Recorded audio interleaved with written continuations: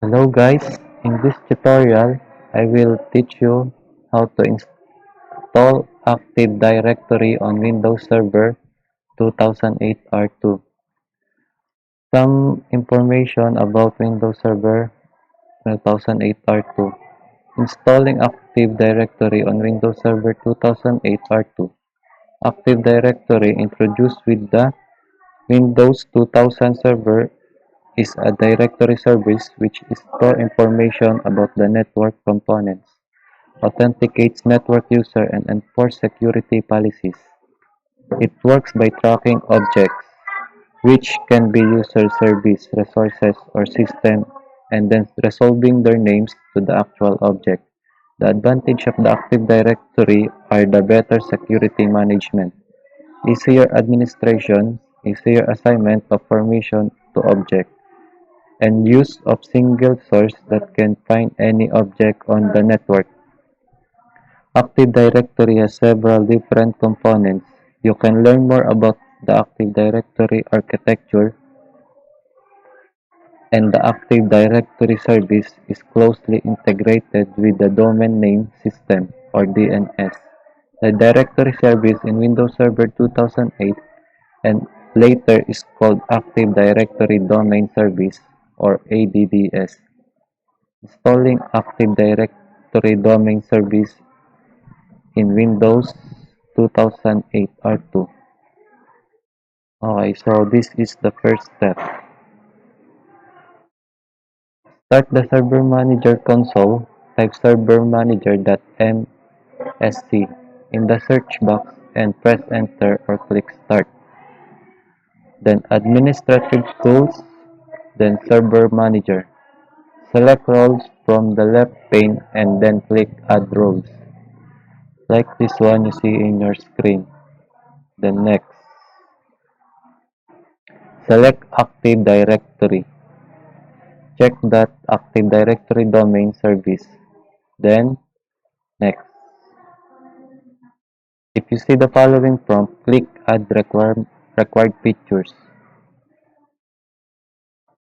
Click the next, then next again, and then install button. Wait for the installation to finish and click the close button. Reboot the server.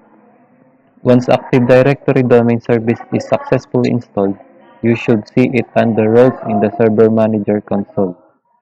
Note: the message under Active Directory domain service, this, serv this server is not yet running as a domain controller, and click the link that follows the message in order to start the installation wizard, or dcpromo.exe.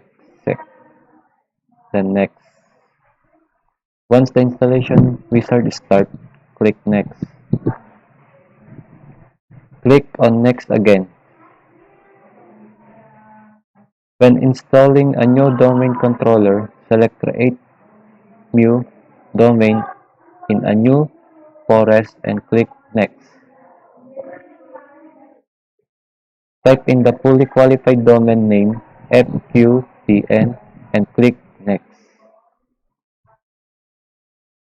Under Forest Functional Level, select Windows Server 2008 R2 or Windows Server 2008.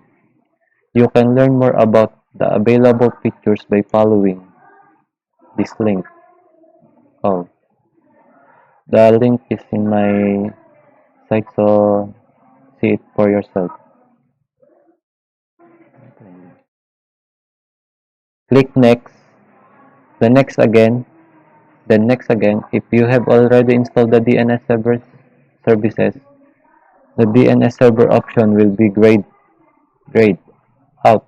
If not, select it and click Next. If you see a pop-up message to create manually a deletion to the DNS server, click Yes.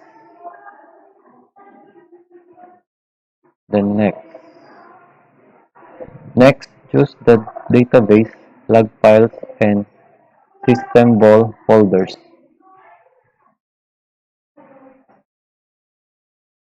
Choose a strong password, confirm it, and click next, then next again. Wait for the installation to complete and click the finish button. Reboot the server. That's all for this tutorial. Thank you.